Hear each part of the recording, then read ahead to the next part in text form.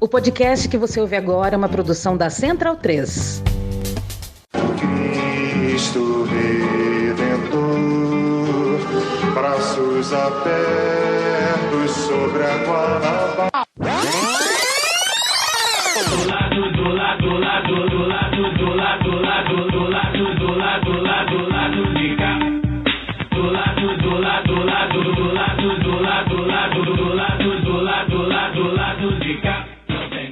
Bom momento, ouvintes da Central 3. Hoje é quinta-feira, dia 21 de outubro de 2021. Eu sou o Caio Belandi e este é o Lado B do Rio 215. Hoje eu tô com um time quase completo de panelistas, né? Com Daniel Soares e a Luara Ramos, mas sem o Fagner Torres. Te bater um papo com a Andréa Dipp, jornalista, diretora, editora e repórter na agência pública, além de escritora, autora do livro Em Nome de Quem? A Bancada Evangélica e seu Projeto de Poder. A gente abordou algumas questões, né, do livro Em Nome de Quem? Sobre a ascensão da bancada evangélica e dos pastores evangélicos, os mercadores da fé, os charlatões da fé, nesse Brasil que a gente está passando, né? Nesse 2021, mas aí vindo pelo menos desde 2014, 2016, etc. A gente falou sobre as relações com outros movimentos conservadores, enfim, como se relacionam entre eles, a questão feminina nas igrejas evangélicas, que é um debate também muito quente. Antes da gente ir para a entrevista, quero agradecer, em nome do Lado B, obviamente, publicamente, a parceria com a jornalista Bianca Pio, que se encerrou essa semana. A Bianca estava colunista no Lado B Notícias nos últimos meses e abrilhantou com muita competência o nosso projeto. A participação dela no Lado B terminou com uma série incrível de 3 colunas detalhando o absurdo caso do Braskem em Maceió. A gente convida todos e todas a ouvir os últimos Lado B Notícias. E desejamos, obviamente, a Bianca sucesso em suas jornadas, agradecendo o tempo e o trabalho dispensados para o nosso humilde veículo. Acompanhe a Bianca Pio no jornal Le Monde Diplomatique Brasil, no podcast do jornal, aqui na Central 3, o Guilhotina, e também nas redes sociais, e mais em qualquer lugar que ela produzir, porque, olha, a Bianca realmente é uma excelente jornalista, uma repórter de mão cheia. Foi um prazer tê-la no nosso time. Agora a gente vai para a entrevista com outra excelente jornalista, Andréa Dipp. Andréa, bem-vinda ao Lado B. Obrigado por aceitar participar com a gente. Em seu livro Em Nome de Quem? A Bancada Evangélica e seu Projeto de Poder, lançado em 2018 pela editora Civilização Brasileira, você destrincha como se dá a mistura já bastante conhecida e bastante nociva de política e religião, né? No livro você fala das estruturas sociais, políticas e místicas que sustentam a escalada das igrejas evangélicas ao poder, mostrando como elas se relacionam com outros setores conservadores em pautas falaciosas em comum, né? E aí tem a escola sem partido, a cura gay, a ideologia de gênero, enfim. Antes da gente adentrar nesses temas, eu quero começar do começo, digamos assim. Uma pergunta que é necessária para a gente saber de onde parte a ideia do livro, né? Então, como surge a ideia do livro, de fazer o livro específico, e como foi fazer a pesquisa em um ambiente que costuma ser, assim, para a gente de fora, né, muito hostil com os jornalistas, né, com informação, com a checagem. A pergunta inicial é essa, então, como surgiu aí do começo? Boa, obrigada pelo convite, gente, estou feliz de estar aqui. Eu acho que é sempre importante a gente falar sobre isso, ainda mais porque são as pessoas que estão hoje nas tomadas de decisão, né, nos postos de tomada de decisão do país, então é bastante importante a gente conversar sobre isso. O livro surgiu, na verdade, de uma reportagem que eu fiz para a agência pública, que chamava Os Pastores no Congresso, e foi uma reportagem que a gente fez porque estava notando ali esse crescimento, né, e esse maior poder. Era 2015, quando eu fiz a reportagem, e estava ali principalmente o Eduardo Cunha, né, bastante barulhento, assim, e bastante, enfim, se dizendo um representante ali da bancada evangélica, né. Então eu fui para Brasília, entrevistei alguns parlamentares, acompanhei um culto no Congresso, que é sempre uma experiência bastante curiosa, e daí escrevi essa reportagem, e aí a editora Civilização Brasileira, então, me convidou para fazer o livro, e eu achei que tinha tudo, na verdade. Falei, eu já tenho tudo preparado, já fiz uma super pesquisa, só que aí, como a gente sabe, né, mudou tudo, assim, absolutamente, começou a mudar tudo no país, muito rápido, assim, então eu tive que, na verdade, escrever um livro novo, sem usar muito do que eu já tinha, e peguei, assim, escrevi, eu falo que eu escrevi de dentro do olho do furacão, assim, né, porque eu escrevi 2017, 2018, quem estava aqui lembra como foi. E aí, sobre o ambiente ser hostil, né, olha, eu confesso que, assim, não era um ambiente novo para mim, eu sou filha de pastores, eu cresci dentro da igreja, assim, até a minha adolescência, pré-adolescência, então nada disso é muito incomum para mim, eu sei muito bem de onde as coisas estão partindo, assim, né, concordo que é bastante hostil, principalmente para nós jornalistas, mas não era nada que eu já não sabia, assim, que era desse jeito.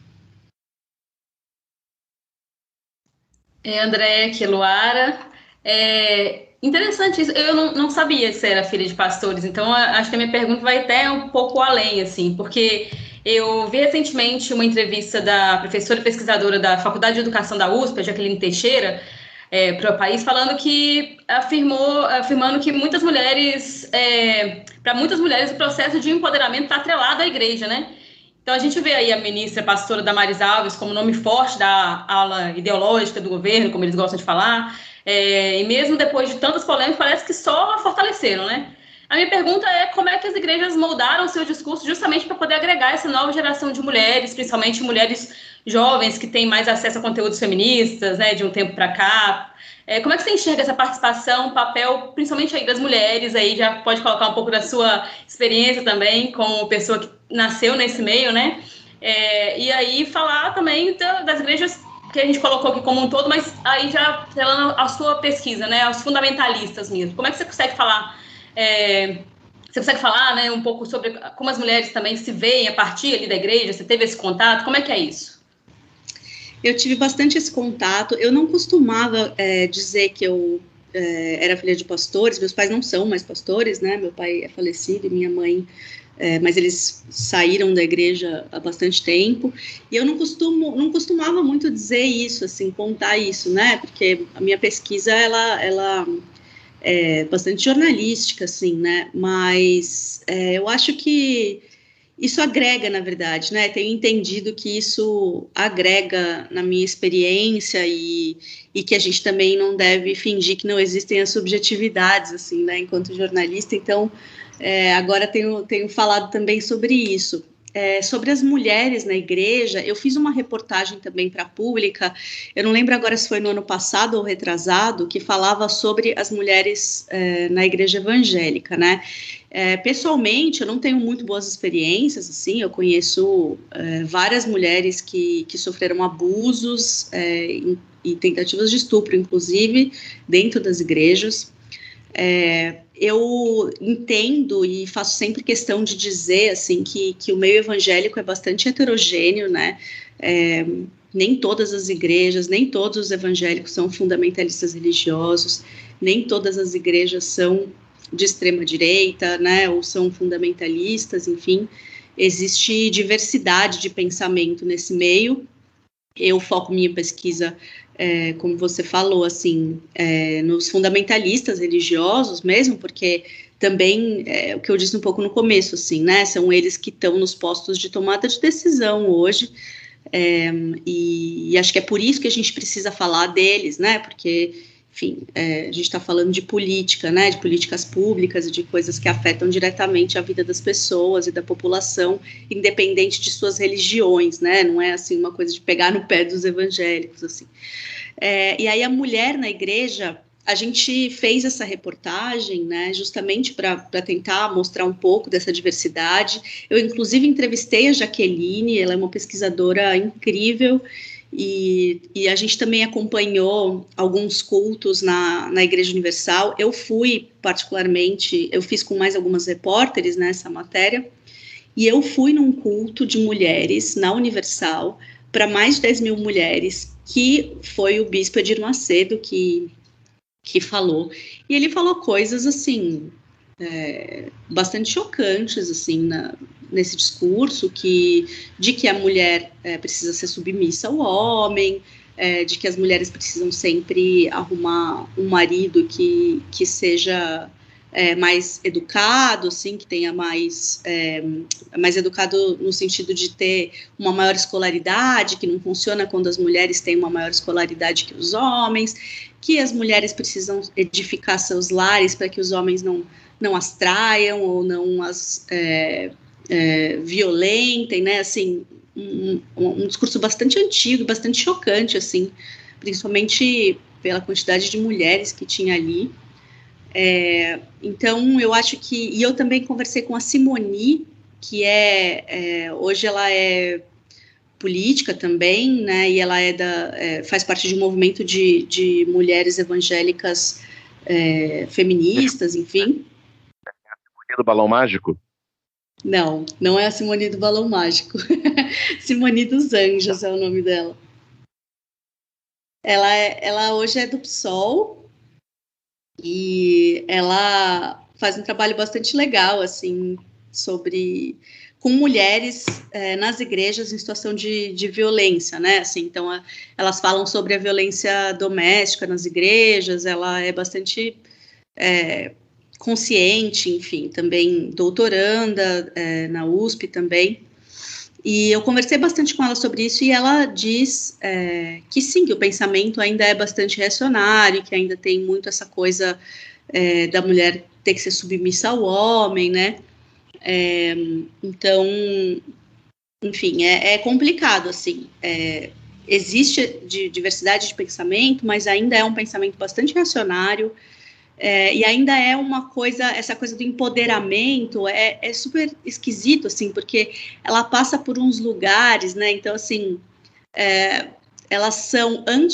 mulheres que se dizem femininas, porém antifeministas, né, e aí são, enfim, contra a descriminalização do aborto, e são contra uma série de outras pautas importantes para as feministas, enfim, e passa muito pela coisa do empreendedorismo. Isso foi uma coisa até que a Jaqueline me falou na nossa conversa, e eu comecei a prestar atenção depois, assim, porque essa coisa do empoderamento, ele vai mais através, ele passa mais por essa coisa do empreendedorismo, tem seu próprio negócio, que é sempre uma coisa, assim, salão de beleza, né, assim... mas eu larguei meu emprego e fiz meu próprio negócio, sempre são esses os testemunhos, assim. Aquela coisa da mulher que edifica o lar, né? Isso, exatamente, porque você também não pode, né, assim, ter um negócio, ser empreendedora, mas descuidar da sua aparência, ou descuidar da sua casa, dos seus filhos, do seu marido, você tem que estar sempre... Parece um papel meio delimitado, né? Tá sempre orientado para a família, para poder cuidar da família, para casar e ter um casamento feliz ou realizar-se no relacionamento e não no próprio empreendimento, por exemplo. Seria algo assim? Eu acho que sim, mas além disso, assim, porque não é uma coisa de manter seu relacionamento feliz ou sua família feliz. Eu acho que todo mundo que tem uma família, seja ela qual for e de que composição seja, você quer manter sua família feliz e cuidar das pessoas que você ama, né? Acho que isso não é... Sim, mas eu falo porque... Desculpa, é só porque acho que a Jaqueline fala um pouco disso também, quando fala do empoderamento, no empoderamento da mulher na igreja, né, na igreja evangélica, como um pilar da família por meio disso, assim, né, claro que todo mundo quer ter uma família feliz, mas ali perpassa um pouco essa coisa, assim, de você empreender, mas sempre orientando ali para ser esse núcleo, né? Sim, eu acho que é isso, assim, é a mulher que é submissa, assim, essencialmente uma mulher submissa, então, essencialmente uma mulher que deve servir ao homem, né, ao seu marido e à sua casa. É um papel bastante desigual, e eu acho que é isso que é o maior problema, assim, e sempre, quando a gente está falando disso, a gente está sempre falando de famílias heteronormativas, né, então... Eu acho que tem esses pontos, assim, especificamente, que são mais problemáticos, né? Essa coisa da mulher edificar o lar, ela tem que passar pela submissão, né? Não é um papel de igualdade dentro do relacionamento.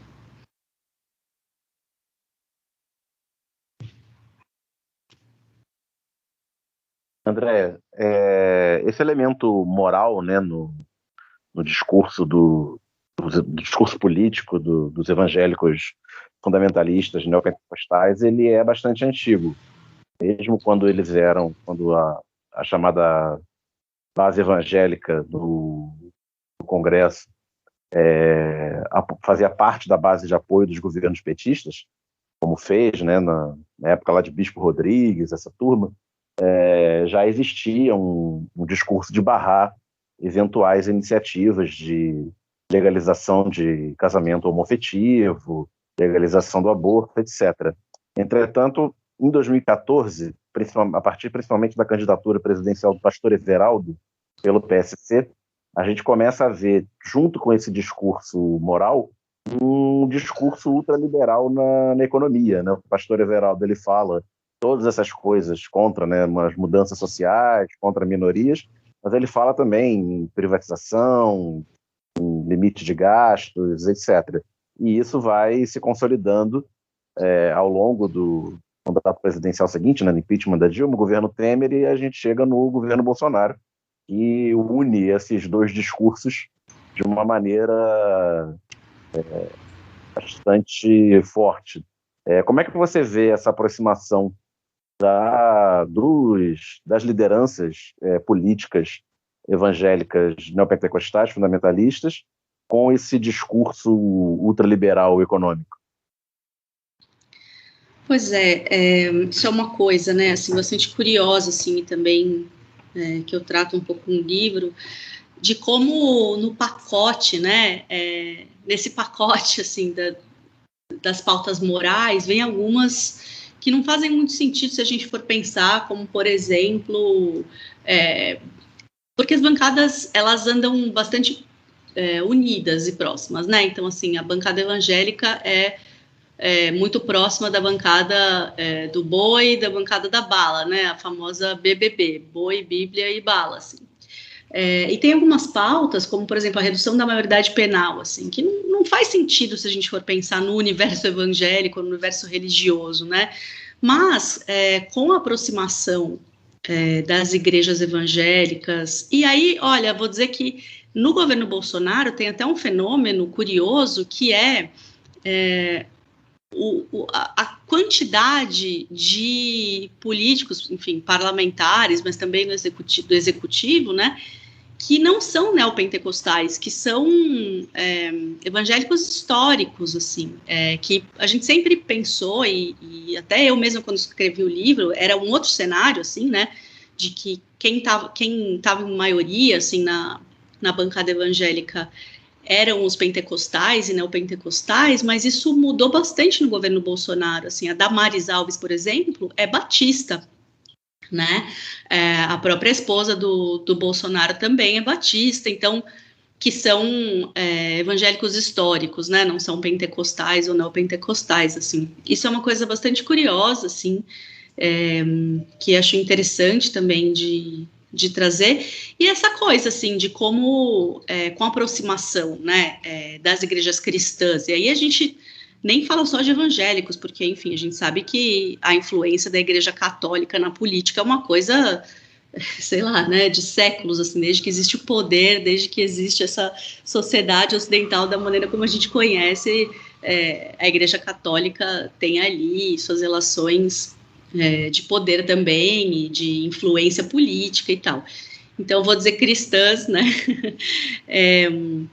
mas então, eu acho que essa cola, né, mas eu acho que o fenômeno que a gente tem no Brasil, especificamente, e nesses, né, e aí pensando nos últimos anos, assim, inclusive dos governos petistas, né, a gente tem uma aproximação das igrejas cristãs com a extrema-direita, né, com partidos de extrema-direita, e aí a gente tem, então, esse pacotão que entra, né, nesse bolo, assim, né, então, eles acabam se unindo em outras pautas que não tem a ver com as pautas morais, eles usam as pautas morais como carro-chefe, né, como uma coisa para fazer barulho, mas também vão ali fazendo suas negociações, enfim, com outras pautas, por exemplo, outras pautas neoliberais e, enfim,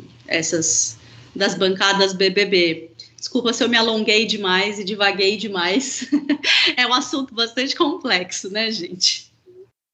Fica à vontade, André. Aqui você pode, como eu falei lá em off, a gente aqui, você precisar ir nos antigos fenícios, explicar como se davam as relações entre religião e poder, fique à vontade. Eu tenho uma pergunta, que é um tema que me interessa, né? Eu sou jornalista e foi parcialmente o tema da minha monografia, é um dos motivos de eu fazer jornalismo independente, que é a questão da comunicação, e as igrejas evangélicas, já de algum tempo, elas têm esse trunfo na mão, que são principalmente as rádios, né? Talvez até de maneira mais difundida, as rádios regionais e municipais, enfim, tem muita coisa das igrejas, não só das evangélicas, né, das católicas também, mas aqui a gente está falando das evangélicas. E na TV, que talvez é uma das coisas que mais me revolta, é você ligar em certos canais e você ver horas e horas e horas no horário nobre, às vezes o mesmo culto ou o mesmo programa evangélico passando em 2, às vezes em 3 canais diferentes.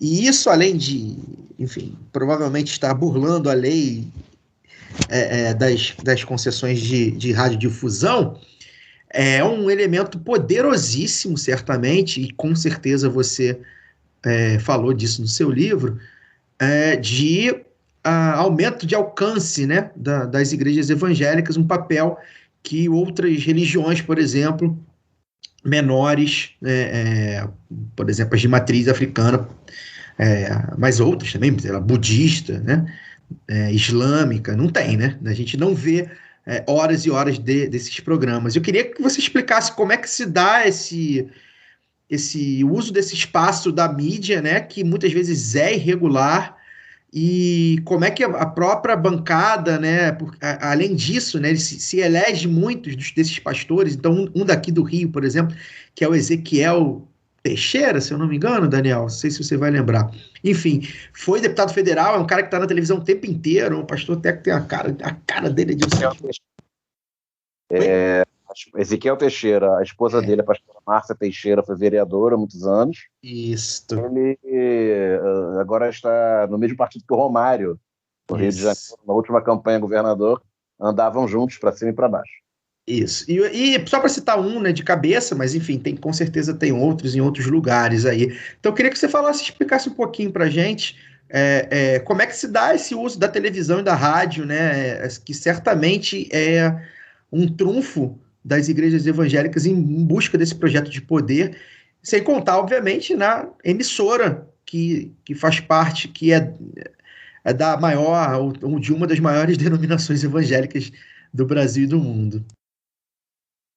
Sim, pois esse fenômeno, né, dos pastores televisivos, ele começa com força no Brasil nos anos 80.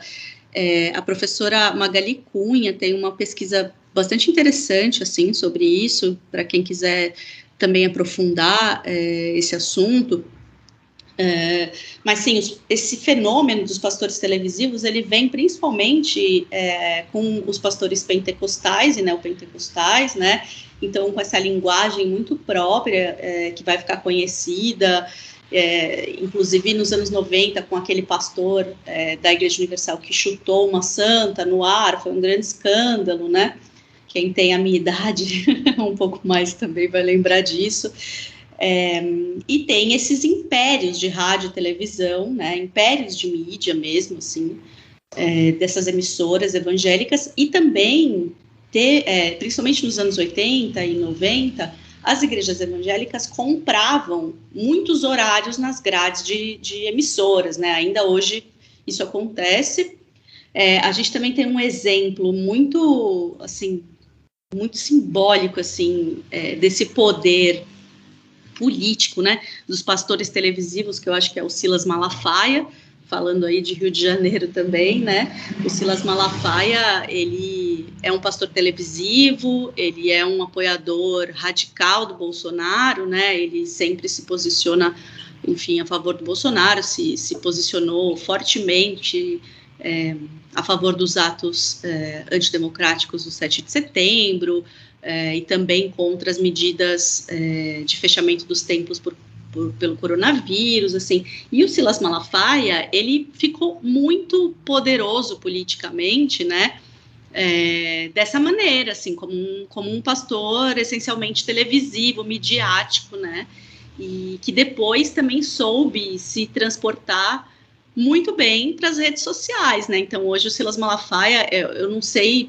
provavelmente ele deve ter mais agora, mas a última vez que eu vi, ele tinha mais de 1 milhão de seguidores no Twitter, e ele é alguém que posta muitas coisas todos os dias, e são coisas políticas, raramente são coisas religiosas que ele posta nas suas contas nas redes sociais. Ele é alguém que é chamado para audiências públicas no Congresso, ele é alguém que aconselha os parlamentares, ele é alguém que inclusive ameaça os parlamentares. Na época do impeachment da Dilma, por exemplo, tinha um vídeo dele dizendo que os parlamentares da bancada evangélica que não votassem pelo impeachment da Dilma, que ele iria pessoalmente persegui-los em suas cidades e expô-los, enfim, e que eles nunca mais ganhariam votos dos evangélicos. Então, enfim, um exemplo bastante contundente disso, né? Eu já entrevistei, inclusive, o Silas Malafaia também para a Pública, e ele se orgulha muito, assim, dessa influência política que ele tem. Ele diz que ele nunca vai se candidatar a nada, justamente porque ele tem um grande poder de eleger as pessoas que ele apoia, assim. Ele dá bastante exemplos disso. No Rio de Janeiro, ele diz que todo mundo que ele apoia é eleito. Então, de fato, esse é um poder gigantesco, assim, e que se transportou também para as redes sociais, né? Então, hoje a gente também tem esses impérios de mídia evangélicos que tem muitos sites, né? Sites que, inclusive, estão sendo investigados por fake news, né? E, então, é isso, assim, eles se adaptaram também muito bem às novas linguagens, às novas formas de comunicação, assim. O Silas, inclusive, ele pode não querer ser candidato a nada, né? Mas o irmão dele é deputado estadual. E isso sem contar, né, é evidente, né, a quem ele abençoa, né, quase que literalmente, e que muitas vezes se elege de fato, né, mas aí a gente tem, nesse fenômeno aí, né, além a gente teve o Marcelo Crivella, né, que é um bispo da Universal e tinha programas de rádio e na Record, né, aqui no Rio a gente lembra de cabeça do próprio Garotinho, né, governador. Eduardo Cunha tinha programa de rádio, ou seja, são muitos os exemplos de pastores televisivos que diretamente eles mesmos no voto, eles mesmos botam a cara para eles mesmos estarem ali na bancada, né? Literalmente, a bancada evangélica, literalmente formada por pastores televisivos, né? Como você denominou aí. Não só televisivos, né? Também tem os artistas aí, aqui do Espírito Santo tem a Lauriette, tem aí também a Flor de Lis, né? Tem uma outra dimensão aí da TV, das rádios. A minha pergunta também tem um pouco a ver com isso. Na verdade, assim, eu acho que essas emissoras elas acabam sendo bem usadas para moldar, né, esse discurso fundamentalista. Mas quando eu penso em fundamentalismo religioso, por exemplo, a primeira coisa que vem à minha cabeça é justamente o tema do aborto, né? Acho que por ser uma mulher com útero e tal, mas até bem pouco tempo isso também não era um assunto tão explorado pela agenda política nacional, né? Não era nem unanimidade. A Igreja Católica sempre teve uma posição contrária, mas o próprio bispo Edir Macedo já se pronunciou a favor do aborto em caso de estupro, por exemplo. Eu queria saber quando é que foi que houve uma guinada para que a pauta contra o aborto, por exemplo, essas pautas ideológicas que me parecem até muito mais sintáticas e semânticas, porque parece um pouco aquela coisa meio todos contra a pedofilia, né, que ganhou bastante espaço entre os evangélicos também. O Magno Malta aqui do Espírito Santo é um exemplo disso. que é um negócio que desloca completamente o debate, né? Que quem é que vai ser a favor da pedofilia, ou vai estampar uma camisa e dizer que eu sou a favor da pedofilia? Ou então quem é que vai ser contra a vida, né? Igual eles dizem que não é um debate contra o aborto, é porque eles são a favor da vida. Então, quando é que houve uma guinada, assim, para eles pensarem em homogeneizar esse debate, se articular, tornar isso um pouco mais, esse movimento um pouco mais coeso? Teve um momento disso? Estou pensando aqui como resumir também, porque, de novo, é uma resposta longa. Isso que você fala é muito interessante, assim, porque é uma captura do discurso, né? Essa coisa, exatamente, assim, quem vai ser a favor da pedofilia e quem vai ser contra a vida, né? Então, existe uma captura e uma distorção do discurso, né? Também a própria invenção da ideologia de gênero, né? Que é algo que foi inventada pela Igreja Católica, né? Esse termo ideologia de gênero e essa ideia de que os professores vão ensinar as crianças a fazerem sexo ou que não são nem meninas e nem meninos na sala de aula, enfim, né, tem todo assim, uma série de lendas e notícias falsas assim, nesse sentido, né, e que a igreja evangélica se apropria muito, né, desse conceito da ideologia de gênero e faz um terror, assim, especialmente a partir de 2014, né, inclusive a ideologia de gênero, essa cruzada contra a ideologia de gênero, ela veio muito no começo desse movimento que resultou no impeachment da Dilma, né, assim, a bancada evangélica teve um papel bastante importante, assim, no impeachment da Dilma e muito desse apoio começou a se perder nesse momento do Plano Nacional de Educação e enfim, né, do que ficou conhecido ali como kit gay, enfim, todo um outro assunto. Mas sobre o aborto especificamente, também, assim, acho que é isso, assim, a Igreja Católica sempre foi radicalmente contra, né, o aborto, a descriminalização do aborto. Esses grupos de extrema-direita ligados à Igreja Católica, especialmente os grupos europeus, mas a gente teve aqui alguns no Brasil também, né? Então, por exemplo, a própria TFP, que foi um movimento católico que nasce no Brasil e depois de um tempo acaba, mas que até hoje é super forte na Europa, e tem toda uma nova geração, enfim, de pessoas que lutam, enfim, para acabar com o aborto mesmo em casos em que ele é garantido por lei, né? Então, assim, eu acho que esse é um movimento, o movimento anti-aborto, ele é bastante antigo, assim. Eu me lembro que quando eu fui entrevistar os evangélicos, né, para a matéria que eu fiz, né, que deu origem ao livro, eu lembro que eu entrevistei a Clarissa Garotinho, e ela era super moderna, assim, super, enfim, se dizia muito... Pra Frentex. Pra Frentex, eu ia falar progressista, mas não saiu. Não consegui, assim, associar ela ao termo progressista. Mas, assim, ela se dizia muito pra Frentex, isso mesmo, obrigada. E aí, quando eu perguntei sobre aborto, porque eu perguntei para todos eles, né, ela fechou a cara, assim, e falou, olha, sobre isso... não tem conversa, não tem acordo, não tem conversa. Quem é evangélico é contra o aborto, ponto. Assim. Esse talvez seja o único consenso que a gente tem na bancada evangélica. Assim. Então, eu acho que esse é isso, assim, é um consenso entre eles, um dos poucos. Muito... E é isso, tem essa raiz, né, no catolicismo também.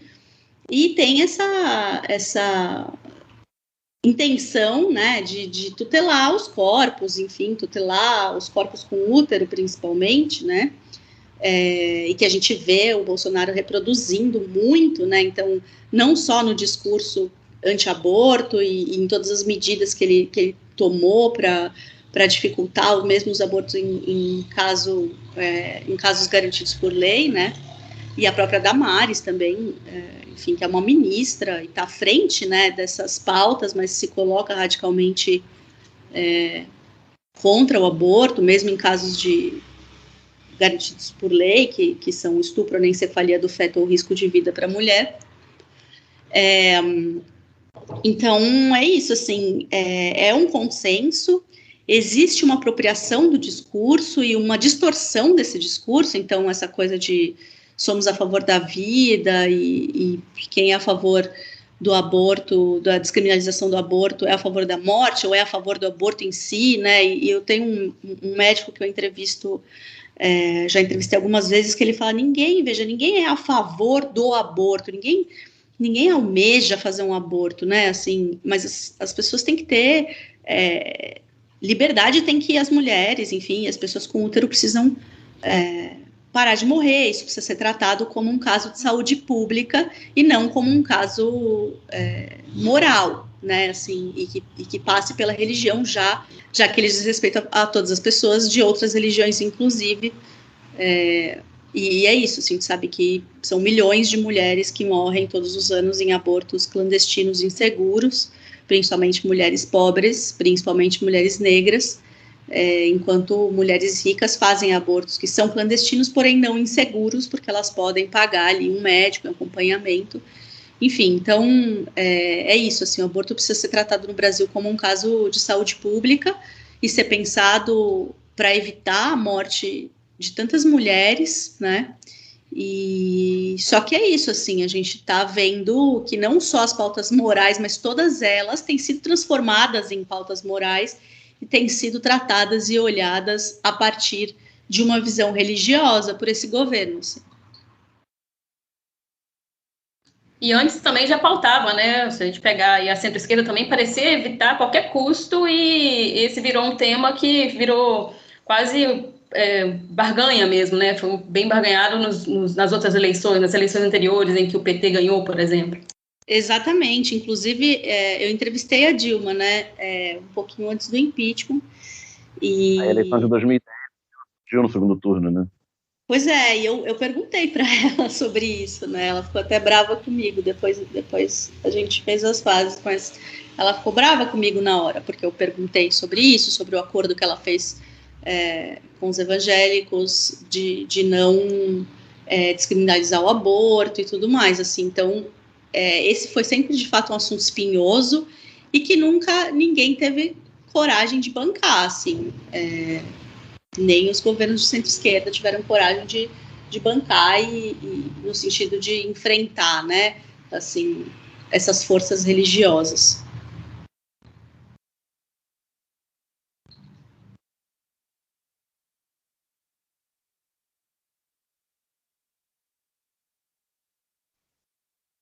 Um rápido comentário, né, sobre a resposta anterior da Andréa. Para quem quiser ver a Clarissa Garotinho para Frentex, eu sugiro procurar no YouTube Clarissa Garotinho, Rodrigo Maia e Naldo Beni. Vocês vão achar o jingle da campanha da Clarissa para 2012, para prefeita do Rio, com Rodrigo Maia de vice, executado por Naldo Beni numa paródia de Amor de Chocolate, que é a famosa Whisky ou Água de Coco. Feito esse comentário, queria perguntar... Oi? Meu Deus. Vodka ou água de coco, não? Acho que até essa. Mais ousado ainda. Não, é a mesma música, são versos diferentes. Eu acabei sim. Meu Deus, que peça. Voltando à nossa vaca fria aqui, perguntando para a Andréa, o pastor Henrique Vieira, que já foi entrevistado 2 vezes nesse podcast, define algumas denominações religiosas como empresas da fé. Elas funcionam numa lógica empresarial, vendendo fé, vendendo esperança e também vendendo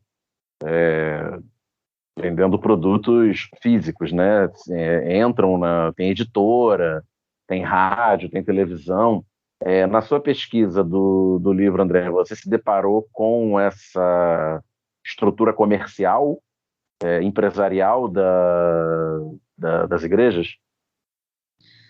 Sim, essa estrutura comercial e empresarial das igrejas, ela está, assim, fortemente presente e é uma estrutura, de fato, assim, né? Então, principalmente nas igrejas pentecostais e neopentecostais, se vende de tudo, né? Então, se vende desde a água abençoada pelo pastor até versículos bíblicos que você sorteia, até o carnê para você ajudar a igreja a comprar uma antena de televisão, enfim, até todo esse império também de mídia gospel, né? Então, discos e, né, e livros e tem... Bom, Aline Barros, né, gente? Basta pensar... Quando eu fui no culto no Congresso, a Aline Barros cantou. E, enfim, deu as mãos ali pro Eduardo Cunha e fizeram juntos uma oração. Ela, o marido dela e o Eduardo Cunha e mais alguns parlamentares evangélicos. Foi uma coisa bastante surreal de assistir, principalmente para a minha pré-adolescente, criança evangélica. Então, enfim, é isso, assim, é um mercado, né, são empresas, elas se sustentam dessa maneira, e a Record, acho que talvez seja o maior símbolo disso, né, e, enfim, é isso, assim, são impérios gigantescos de mídia e de mídia gospel também, né, e agora também através das redes sociais, assim. Andréia, queria saber, são muitos pontos aqui que eu estou vendo aqui nas sinopses, né, nos textos sobre o seu livro, ainda não tive a oportunidade de ler, e daria para fazer mais um programa para cada ponto, né? Muitos desses pontos, inclusive, a gente tratou em outros programas, porque a ascensão das igrejas evangélicas ao poder, ela casa com todas as pautas que a gente está vendo aí da destruição desse país, que nunca foi grande coisa, mas está piorando cada dia. Um deles, e aí eu quero saber se você abordou isso, se você aprofundou, ou pelo menos passou por isso, que é a questão das igrejas evangélicas no poder judiciário e nas estruturas de justiça. Por que eu falo isso, né? Alguns procuradores, juízes, ministros, né? Você vê aí agora, ultimamente, ficou famosa a frase um ministro terrivelmente evangélico, né? Do Bolsonaro. Um desses fatores aí que a gente fala da Lava Jato, por exemplo, mas não só ela está ligada também a questões religiosas, né? O Deltan Dallagnol é ligado à igreja, agora eu não vou lembrar a denominação, mas há uma igreja evangélica também, tem, enfim, textos dele falando sobre, inclusive. Queria saber se você abordou isso no livro, se você aborda isso nas suas reportagens. Queria saber como você vê essa questão, se você realmente vê essa questão bastante patente para a gente, ou ainda está meio obscuro para todos nós, se isso, não vejo isso ser muito falado, inclusive na mídia hegemônica. Como é que você vê essa coisa da igreja na justiça, né? E aí, acho que exemplificado pela questão do ministro terrivelmente evangélico aí. Eu não tratei especificamente no livro muito sobre isso, mas eu enfim, já fiz várias reportagens, a gente tem coberto esse assunto na Pública, a gente fez várias reportagens, inclusive, sobre a ANAJURE, quem não conhece também pode procurar no site da Pública, que é a Associação Nacional de Juristas Evangélicos, que é muito presente, faz muito lobby no judiciário. E aí a ANAJURE é uma organização muito forte, assim, ela faz muita pressão e muito lobby, tanto no Congresso quanto, enfim, no STF, né? E se a gente for pensar a importância de ter um ministro terrivelmente evangélico, né, ou de ter organizações como a ANAJURE ou outros juristas evangélicos, enfim, se a gente for pensar na importância que o STF está tendo durante o governo Bolsonaro, né, quem tem barrado a maioria dos delírios desse governo é o STF, né? Assim, uma coisa até que não deveria ser desse jeito, né?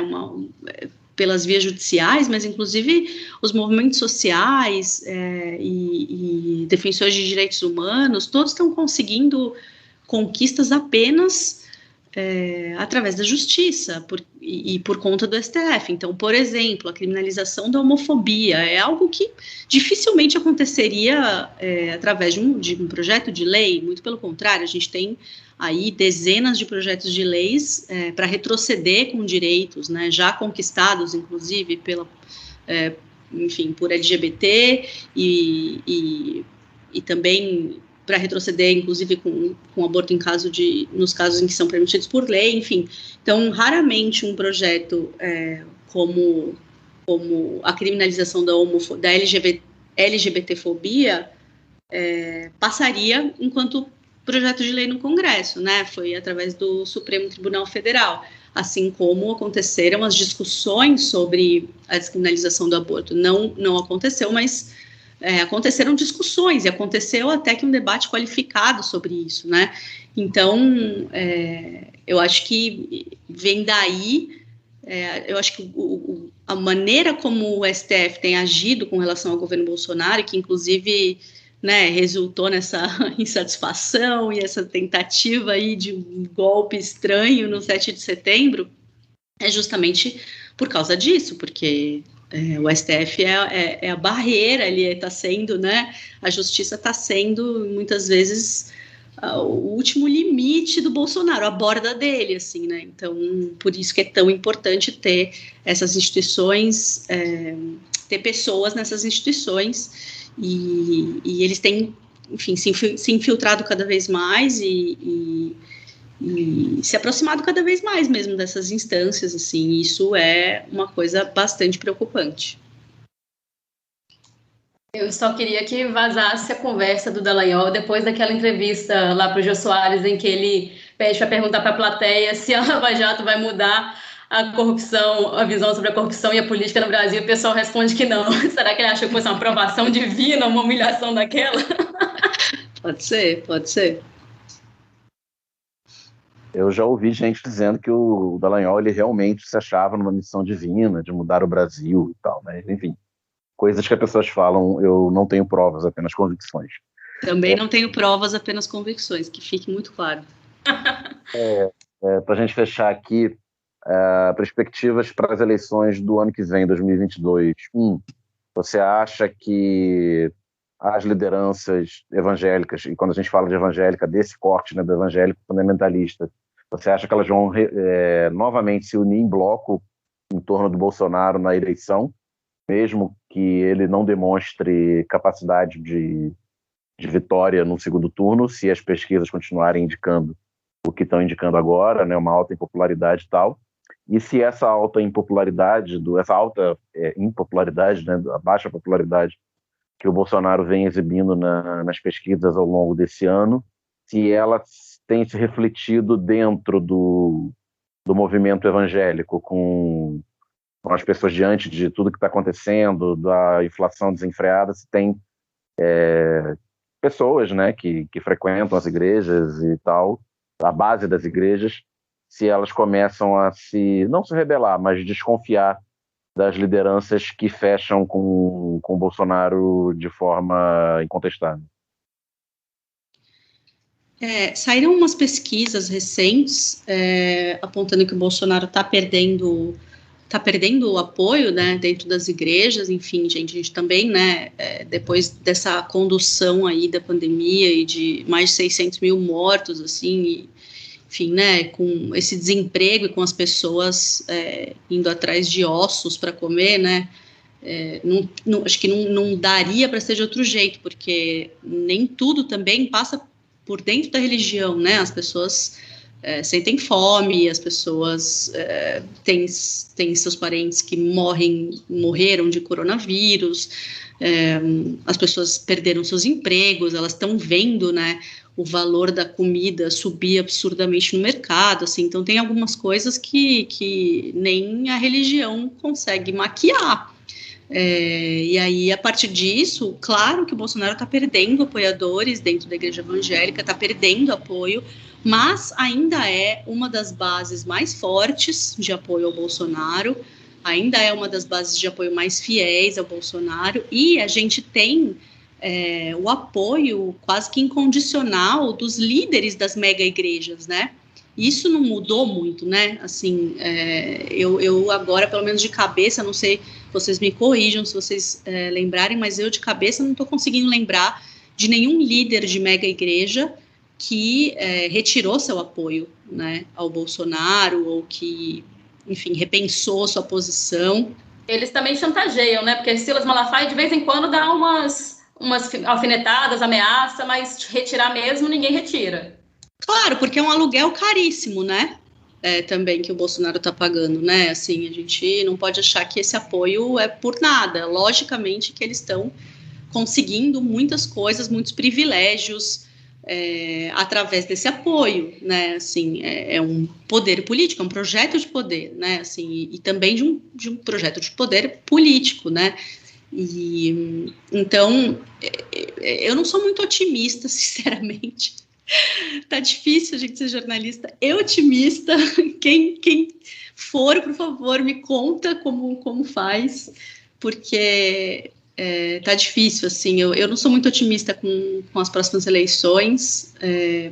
Espero que a gente veja esse cenário mudar, mas não tenho certeza, nem convicção, enfim, nem provas e nem convicções, e acho que a gente está num momento, assim, no Brasil, em que tudo muda muito rápido, né? Muda muito, muito rápido, coisa cai, coisa levanta, e ao mesmo tempo em que a sensação é de que, apesar dos escândalos e apesar das novas provas e convicções e esquemas de corrupção, enfim, nada muda, né? Assim, nada consegue derrubar esse governo, assim. Então é muito esquisito, né? Assim, é uma situação bastante peculiar, eu acho que a gente está vivendo, e acho muito difícil fazer qualquer previsão, mas não sou otimista. E uma coisa que eu sempre falo, assim, para os meus amigos que são evangélicos progressistas e que me dizem sempre assim, mas nem todo evangélico, você precisa dizer que nem todo evangélico, que existe um movimento de resistência também entre os evangélicos, e eu acho sensacional e que exista, e tem que existir mesmo, assim, mas hoje quem está no poder são essas pessoas, né, assim, então quem está no poder hoje são os fundamentalistas religiosos, os fundamentalistas evangélicos. Então eu acho que eu peço, assim, faço um apelo para esses amigos progressistas, né, evangélicos progressistas e religiosos progressistas, para que se envolvam então com a política mais e lutem por espaços de decisão, e que também a gente possa fazer algumas reflexões, e que a gente possa também fazer algumas discussões e conversas que passem por outros lugares, não apenas por dentro da religião, que a gente consiga também fazer outros debates e outras conversas, por exemplo, sobre fome, sobre desemprego, sobre essa horrorosa condução dessa pandemia, sobre vacina, enfim, que a gente possa também discutir de maneira qualificada coisas que afetam diretamente, concretamente, a vida de todos nós, assim, né, a vida das pessoas. Perfeitamente, André. Eu acho que a gente conseguiu. É um resumo, né? Quem se interessar, procura o livro, né? para aprofundar. O assunto é um assunto, como eu falei, ele tem muitos braços, né? Ele se encontra em muitos outros assuntos, que inclusive a gente debate aqui em outros temas e outros convidados, enfim. Quando a gente fala da atual conjuntura do Brasil, não tem como não falar da bancada evangélica, da ascensão dessas empresas da fé, desses charlatões da fé que estão por aí cada vez mais fortes, né? Mas, de qualquer forma, acho que a gente conseguiu abordar bastante coisa. Muito obrigado pela sua presença mesmo. É um papo que a gente já queria estar batendo já há algum tempo, mas, assim, a gente sabe que a agenda de jornalista, principalmente jornalista da mídia independente, é complicado mesmo. Então, a gente conseguiu falar. Acho que vem boa hora também. E aí, eu deixo o espaço aberto agora para o seu comentário final, chamar aí para o pessoal comprar seu livro, acompanhar você nas redes, ou então lá na agência pública, como faz? Deixa aí teu jabá, né? Para a gente precisa saber se vender também. Obrigado. Eu que agradeço o convite, o papo foi ótimo, eu espero que eu tenha conseguido responder as perguntas de vocês fizeram perguntas, enfim, muito boas, e eu acabo me enrolando um pouco, porque eu sempre estou do outro lado, né, também, fazendo perguntas, na hora de responder a gente às vezes se enrola, mas eu agradeço demais, acho que o papo foi ótimo. E jabás, né? Vamos fazer. Bom, gente, se vocês quiserem, puderem, tiverem interesse, me procurem nas redes sociais, no Twitter e no Instagram, tá? Andrea Dipp, nos dois. Apublica.org, para conhecer o trabalho da agência pública. A gente tem coberto esses assuntos, né? Não só do fundamentalismo evangélico, que a gente já cobre há bastante tempo, assim, desde antes de 2015, mas também sobre grupos antidireitos e como tudo isso se costura, né? Então, quem tiver interesse de saber mais, pode entrar no site da Pública ou procurar a Pública também nas redes sociais. E é isso, e vamos nos falar, manter contato. Eu gosto muito de escutar as pessoas e também saber as opiniões e fazer debates qualificados. E meu livro, eu acho que talvez seja um bom ponto para entender da onde a gente veio, né? Assim, como a gente chegou até aqui, assim. Acho que quem tiver interesse nisso, assim, saber o que aconteceu para a gente chegar até aqui, pode ler meu livro. E é isso. Muito obrigada mais uma vez pelo convite.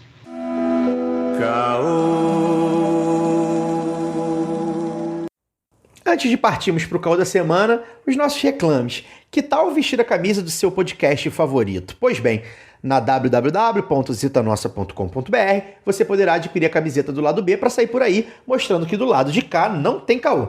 Claro, de máscara, sem aglomerar, por enquanto, a pandemia tá aí ainda. A camisa leva a estampa da famosa frase da vinheta de abertura do lado B do Rio. Além de andar bonitão ou bonitona e militudo ou milituda, comprando a camiseta você também ajuda no orçamento do lado B. A parceria com a Zeta Nossa também dá mamatinha para os ouvintes em 15% de desconto nas compras no site usando o cupom LADOB15. Então siga @Zeta Nossa no Twitter e no Instagram, veja a estampa lindona da camisa do lado B e outras estampas maravilhosas e compre a sua brusinha em www.zetanossa.com.br.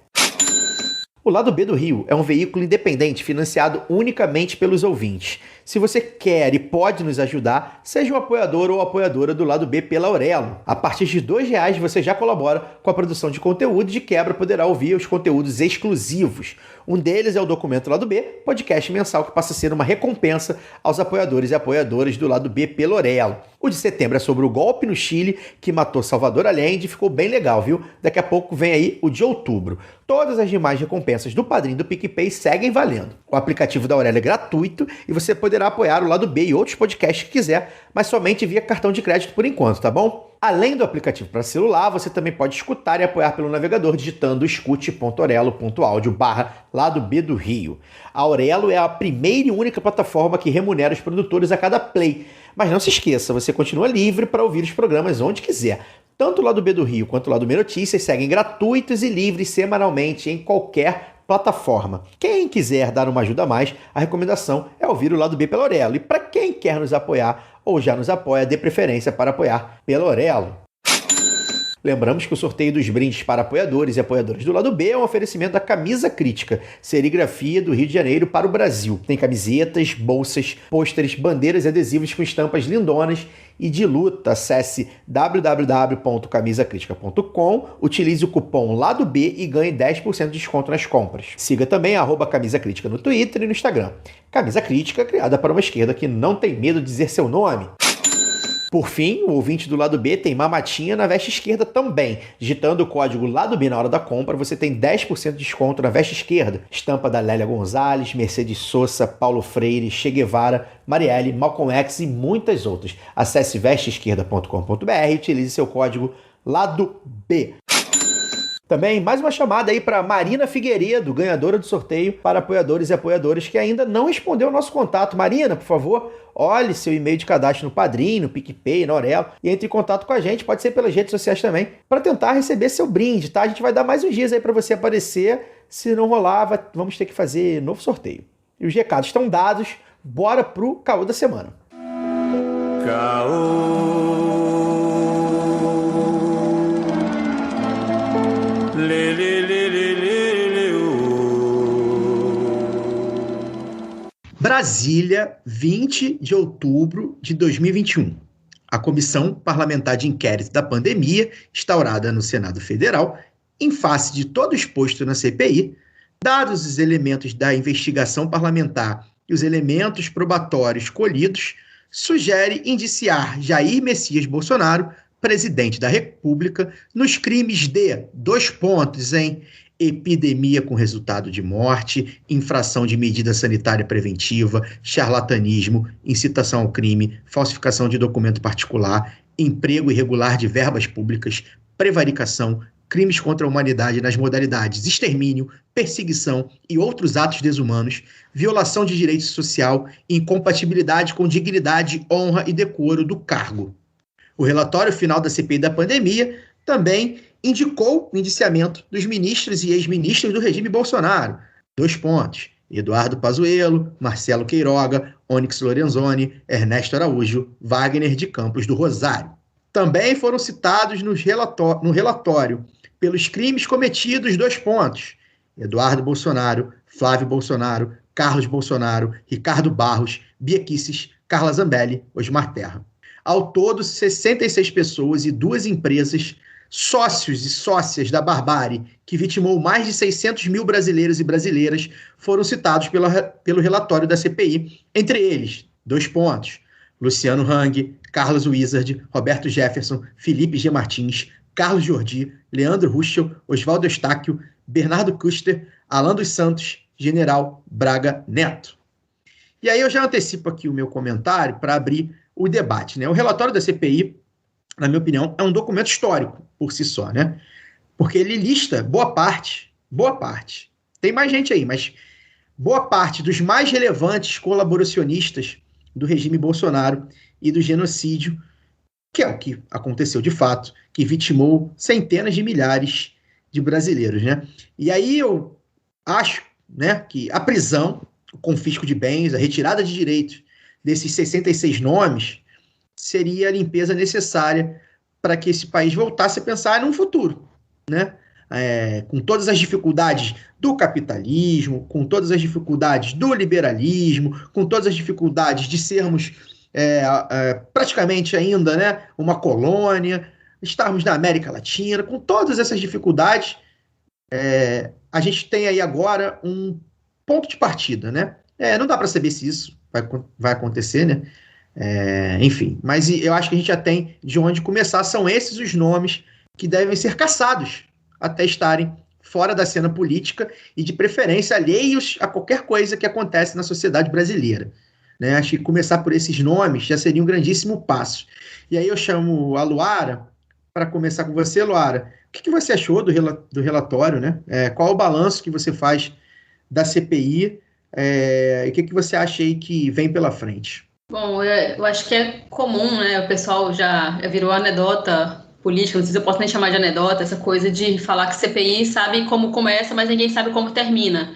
Mas há um grande sentimento, acho que com a crise institucional, né, tem esse grande sentimento de que tudo acaba em pizza. E a gente viu essa polêmica sobre incluir ou não o genocídio no relatório e não incluir, na verdade, eu acredito que seria um erro histórico, né? Porque não responsabiliza, a gente realmente não faz esse encontro ali com o que é responsabilidade de cada um, por que essas pessoas atuam do jeito que atuam, quer dizer, elas vão ficar, simplesmente podem falar para tomar um medicamento que não tem comprovação científica, qual que é o peso disso, né, de uma liderança política, e aí não vou falar nem só do Bolsonaro, mas de todos os aliados dele também, e não só políticos, mas empresariais. A gente vê o Conselho de Medicina como foi cúmplice, né, desse genocídio, e eu acho que vai além disso também. A gente sabe os limites da democracia burguesa, da justiça burguesa, eu acho que isso precisa ficar bem claro também para a gente, como sociedade, né, civil organizada. Acho que os movimentos precisam ter isso em mente, porque esse encontro com uma interpretação da nossa realidade, né, de que foi um genocídio, ele não vai acontecer se ficar só no plano institucional. Eu estava conversando com um grande amigo e companheiro, Edson Pistori, sobre a gente estava concordando sobre a importância de, por exemplo, termos um memorial das vítimas da Covid. Os últimos depoimentos que a gente viu foram devastadores, assim, de tantos órfãos que essa pandemia deixou, e que esses movimentos também negacionistas, movimentos dessa ala da economia, e que também é negacionista, porque também não deixou que a gente fizesse, né, uma quarentena de verdade, né, não deixou que se fizesse um lockdown de verdade. Eles precisam ser responsabilizados, porque tivemos, acho que não tem nenhuma família hoje, nenhuma família brasileira que não esteve de luto em algum momento, ou que não está. Isso vai ser difícil de elaborar por várias e várias gerações, né? Porque o luto é um sentimento, vou chamar assim, né, muito complexo. Então, eu acho que precisa que a gente também se organize para que isso ganhe toda a sociedade, que não fique, porque o que aconteceu para mim com essa CPI foi que ela ficou tão longa, assim, que em algum momento ela se perdeu um pouco, né? A gente teve depoimentos que saíram um pouco ali do noticiário político, ganharam mais as redes, outros que também por organização das bolhas, né, tanto progressistas ou também bolsonaristas, foram ocultados. Como é que a gente levanta isso? Me parece que o relatório, só o relatório não dá conta disso, a gente precisa fazer isso ganhar corpo, se materializar na sociedade. Eu vejo essa coisa do memorial, vejo também as reportagens, acho que foram bem importantes, trazer esses depoimentos para que as pessoas se compadeçam mesmo. Acho que aquilo ali, mais do que tudo, se tem uma coisa que eu acho que humaniza bastante a gente, é o luto, né? Porque apesar de ser uma coisa dita de uma forma perversa pelo Bolsonaro, todo mundo vai morrer. Então, acho até que a não elaboração desse luto, aí vou até aprofundar um pouquinho, que fez tanta gente, mesmo que não seja ou se diga bolsonarista, também negar um pouco. Aí vimos movimentos individualistas de gente que foi para lugares, fez aglomerações e tudo, mas é muito mais complexo do que isso. O que eu quero dizer é que essas pessoas que foram responsabilizadas ali, elas precisam ser responsabilizadas de verdade e historicamente. O documento faz isso, mas ele não faz sozinho, porque a história também não se faz sozinho. Então, acho que a gente também precisa assumir, enquanto homens e mulheres que fazemos a história, né, o nosso papel de pressionar para que isso não seja só um documento. Entendem? Acho que precisa ser transformado em mais alguma coisa, em movimentos aqui para frente, para que a gente continue lembrando do que aconteceu. Porque senão fica um negócio muito difuso. Parece que... E se a gente tiver outra pandemia? Quer dizer, nós vamos ter o dobro de mortos de novo, porque teve gente que achou que tem vida que vale menos? É isso que a gente tem que se perguntar. Assim, como é que a gente elabora daqui para frente? Como é que esse luto vai ser elaborado de forma que a gente não repita? Porque o que aconteceu ali foram vários crimes. E como é que a gente faz para poder não só punir esses crimes, mas não transformar os crimes, mas transformar o que vem dali, da judicialização desses casos, né, da criminalização dessas pessoas, dessas práticas dessas pessoas, para que a gente criminalize isso de forma a fomentar agora novas práticas, né? Elaborar novas práticas para que a nossa sociedade avance num sentido de civilização, porque parece que a gente retrocedeu.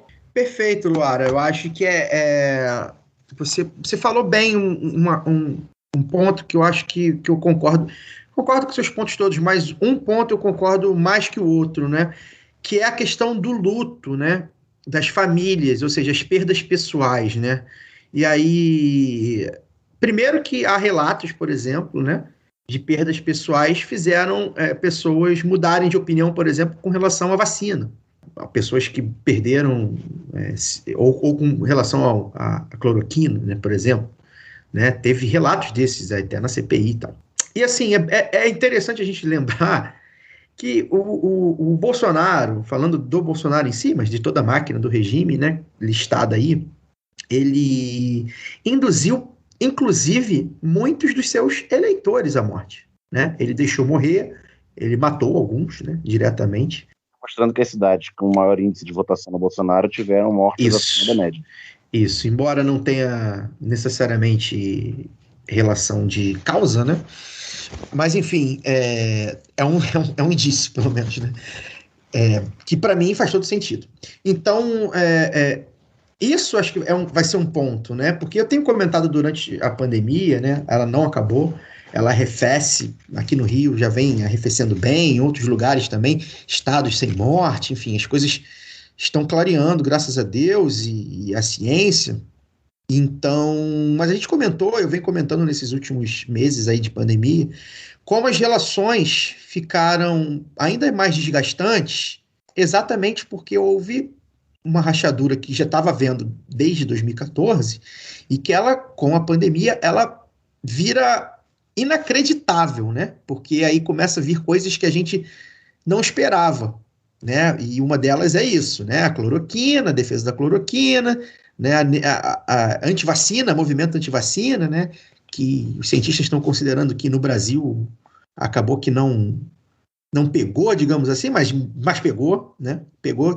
Pode ter certeza que tem muita gente que não está se vacinando por causa da campanha, né? O índice de vacinação com certeza seria melhor se não fosse a campanha de vacina do regime.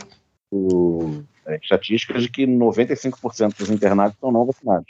Como ainda tem bastante, nada porque tem muita gente que não vacinou. Inclusive, a gente estava falando aqui de fundamentalismo religioso. Algumas cidades da Baixada Fluminense, aonde o fundamentalismo religioso é muito forte, maior do que a média nacional e do que a da capital do Rio, tem cidade com cobertura de vacinação completa de menos de 20%, enquanto que no estado mais de 50%. Pois é bom a gente não perder isso de vista, né? Eu vi gente aí, aquele Pedro Halal, né? Um bom cientista, um cientista do nosso campo, mas comemorando, a antivacina não chegou, não é bem assim, chegou assim. Talvez nos grandes centros de menos, enfim. De qualquer forma, eu acho que essa ruptura que se dá de afetos também, né? E eu queria falar sobre isso rapidamente, né? Só vou concluir esse raciocínio. Foi muito duro ver pessoas que a gente gosta, primeiro, votar no Bolsonaro, né? Obviamente. Mas mesmo quem superou isso, porque, enfim, as relações se dão, né? Você se afasta, alguns você corta, outros você mantém e tal. Foi muito duro ver pessoas que, enfim, a gente gostava de alguma forma, tinha um afeto, simplesmente se negando a vacinar, por exemplo, né? E é uma ruptura muito traumática que se deve basicamente a um regime genocida, né? Um regime negacionista, né? Aconteceu por isso. Em outros momentos, né, as pessoas talvez até duvidassem da eficácia da vacina. Não é que, né, já existia ali aquela coisa, né? Será que é isso e tal? Mas elas iam se vacinar pelo menos, né? Elas não negavam isso. Esse relatório serve para a gente ver, pelo menos, aí alguns nomes que contribuíram direto a Luciano Hang, né? Para mim é top 5. Acho que eu pouparia até, eu passaria ele na frente até dos filhos do Bolsonaro, de algum dos filhos do Bolsonaro, talvez. Porque esse cara colaborou para a morte da mãe dele, brother. Literalmente. Então, essas questões dos afetos, né? Da questão pessoal mesmo, né? Menos da causa coletiva, mas que se intercala com a causa coletiva também, né? A questão dos afetos, né? É muito triste. A gente vai sair do regime Bolsonaro, seja daqui a 1 ano, seja daqui a 6 meses, seja daqui a 5 anos, espero que não, ou enfim, né, sei lá, a gente vai sair rachado, né? Um país rachado, de fato. E aí não só rachado entre petistas e antipetistas, que meio que sempre aconteceu desde 1989, né? Isso meio que sempre existiu. A gente vai sair rachado entre pessoas que simplesmente ignoraram a pandemia e se expuseram e expuseram outras pessoas à morte, né? Levaram pessoas à morte. Dei uma devagada aqui também, deu uma de Lúcio de Castro, devagando, mas eu precisava falar isso, precisava retomar esse assunto, porque a gente está falando de 600 mil mortes, gente. Isso contadas, né? Pode ter sido 700, 800 mil, né? E é sempre bom a gente não perder de vista, não precisava morrer isso tudo, bastava uma política mínima de isolamento social e de distanciamento social, uma política mínima de auxílio emergencial, né, de uma política mínima de campanha de vacinação lá no começo, né, os tais e-mails da Pfizer, né, a gente não estava pedindo a revolução comunista, né? É muito doido, a gente estava pedindo humanidade. A gente estava pedindo que as coisas ficassem pelo menos no lugar, né? Eu acho que isso é muito doido, porque quando a gente vê... por que é responsabilizar essas pessoas? Quando a gente vê o Conselho de Medicina fazer o que fez, toda essa palhaçada que fez pró-cloroquina, eu não consigo nem falar direito, porque a gente é tão absurdo. E aí a gente vê o papel da autoridade, né, da legitimidade que tem numa sociedade que é totalmente hierarquizada, como é a brasileira, aquela coisa do doutor, e você vê os médicos se aproveitando disso e receitando esses remédios, assim, gente, intoxicando as pessoas, né? Remédios que levaram, inclusive, a piora dos quadros, ou então dizer... Eu acho que a grande frase das últimas sessões aí da CPI foi justamente aquela da médica da Prevent Senior, é isso? Dizendo que também alta também eu nem lembro como é que é a frase. Alta também é vaga, né? Não, alguma coisa assim. É baixa, alguma coisa assim, não lembro exato. Diz que óbito libera lei. Isso. Isso, eu não consegui nem... Porque eu li isso e na hora me engasguei e depois parece que eu recalquei de tal forma. Tem muito isso que o Caio falou, da dimensão dos afetos, porque eu não ri com ninguém na eleição de 2018 e olha que eu fui candidata a deputada federal e agora na pandemia eu... Assim, vi gente da minha família falando que não, o Brasil não pode parar. Cara, peraí, não é questão de parar.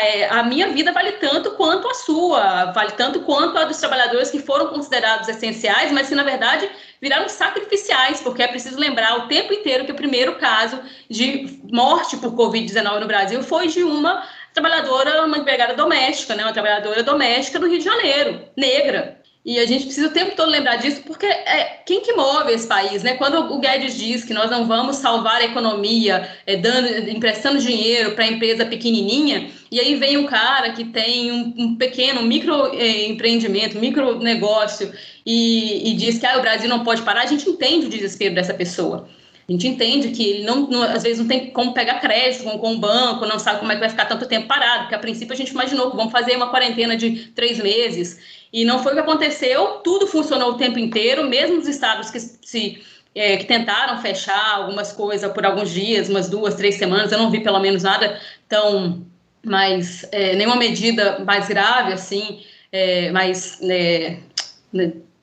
séria, vou dizer, por nenhum estado, isso aí também precisa ser colocado, mas a tentativa de responsabilizar o todo para poder se livrar, como o governo federal fez, como o Bolsonaro fez o tempo inteiro, tentando puxar os governadores também, isso não exime da responsabilidade que o maior posto desse país o tempo inteiro boicotou as medidas que melhorariam a vida das pessoas em meio a uma pandemia.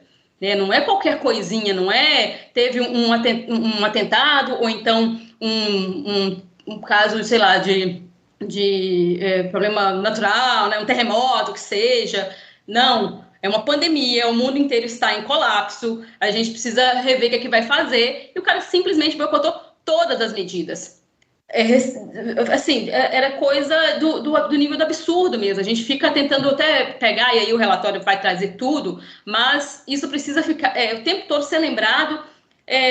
As declarações de que era só uma gripezinha, então todo esse negacionismo que também passou. Você vê uma pessoa falando, é isso que eu falei da autoridade, né? Você vê o maior posto falando isso, e quantas pessoas não replicaram aquilo, porque acreditam que se o presidente está falando isso, independente de ser o Bolsonaro ou não. Como é que você vai pensar que um cara que deveria legislar, trabalhar, né, executar políticas públicas para o seu bem-estar, né, para o bem-estar de seus governados, trabalhou para a sua morte, ou que não está nem aí para isso?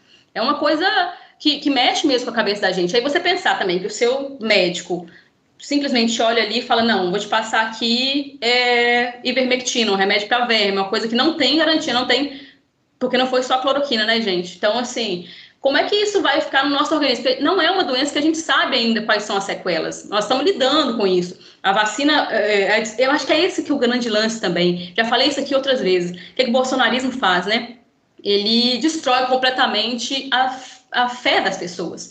A esperança em alguma coisa melhor. É um negócio tão na dimensão dos afetos, como o Caio falou, que ele destroça a nossa confiança. Ele gera desconfiança o tempo todo, porque a dúvida é bom. Você duvidar se um remédio vai ser bom ou não para você... tranquilo. Agora, ali, como a gente já tem uma sociedade tão hierarquizada que você confia no médico de tal forma, isso é quase cegamente, o cara vai te dar um remédio que vai, inclusive, piorar a sua situação, isso é muito grave. E isso não foi dito o tempo inteiro, porque não é uma liberdade você tomar ou não vacina, tomar ou não remédio. É a pessoa numa posição de autoridade te induzindo a fazer algo que vai te matar. A gente tem que começar a perguntar, quando vai no médico, tem que perguntar em quem o médico votou, né? Pra ver se confia. Olha, eu vou te falar que eu tenho medo de ir. Hoje eu fui a uma consulta e eu tava com um livro que é um livro progressista, né? O Brasil, Incertezas e Submissão, da Fundação Perseu Abramo. Livro subversivo. A gente conhece, sabe que o livro é subversivo. E aí, pois é. E aí, cara, eu tenho receio, às vezes, de chegar com algumas coisas, assim, num consultório médico. Eu te falar que, sério mesmo, eu olhei assim e falei, gente, agora eu tô com um livro, será que eu escondo? Eu tenho receio. Porque já aconteceu de, por curiosidade, eu, depois de alguma consulta, ir lá e procurar o médico nas redes sociais e ser um completo fascista mesmo, sabe? Aquele que compartilha notícia falsa e tal. E, isso antes da pandemia. Então, você imagina agora. Eu não tive coragem de procurar. E olha que eu tive Covid, o médico me passou ivermectina, e eu olhei para aquilo ali e falei, não, isso não pode ser sério. Eu não tive coragem de olhar as redes sociais desse médico, porque falei, não sei se só porque foi bem lá no comecinho, né? Falei, não sei se foi só por desconhecimento e tal, mas vou evitar que seja por má fé para eu não ficar paranoica. E aí você começa a desconfiar de tudo, né? Você começa a desconfiar de todos. Eu acho que é isso que faz romper todo o tecido social, e é esse o grande lance do bolsonarismo, porque quando ele faz isso, ele divide, ele individualiza todas as questões. Aí vira cada um por si, salve-se quem puder. Só para eu complementar o meu raciocínio lá da questão dos afetos, e aí eu falei, eu queria o mínimo e tal, é importante não despolitizar, né? Isso aí é o esgarçamento, ou a ampliação, no caso, das políticas capitalistas, né? Isso é um problema do capitalismo, né? Das políticas liberais e neoliberais, né? A gente está falando disso. A gente está falando de gente que ficou rica, né? Porque a cloroquina, por exemplo, para ficar na cloroquina, deixou gente rica. E o presidente da República, o chimpanzé mal amestrado que ocupa o Planalto, ele fez propaganda daquilo, né? Aquilo ali não foi de graça, gente. Só aquilo ali, para mim, já era motivo suficiente. Dani, vou te chamar aqui. Tem um ponto aqui que dizem alguns analistas aí que acompanharam de perto a CPI, que eu acompanho, mencionaram que alguns setores foram talvez poupados aí do relatório, né? Aí falam de alguns militares, embora conste o Pazuello e o Braga Neto, enfim, parece que foram poupados. A própria economia teve um pouco poupada, né? O Paulo Guedes, que chefia o ministério, que sabia que se morresse gente seria melhor para a Previdência, porque foi falado isso, teve a matéria sobre do Estadão, também foi poupado, e os abaixo dele também. Queria que você falasse sobre isso e sobre a sua opinião também sobre o relatório final, sobre o balanço que a gente faz aí da CPI e a sua expectativa para as resoluções delas, né? Para saber se vai sobrar para alguém, pelo menos, desses 66 nomes aí. Sobre o pano passado para o Ministério da Economia, né? A diluição do papel também nefasto da equipe econômica, que a gente viu no Brasil desde março do ano passado, tem que ver a composição do Senado também, né? A composição do Congresso. A gente fala aqui que a agenda do capital geralmente passa com muita facilidade no Congresso, né? Diferentemente da agenda bolsonarista raiz, que não é necessariamente a agenda do capital.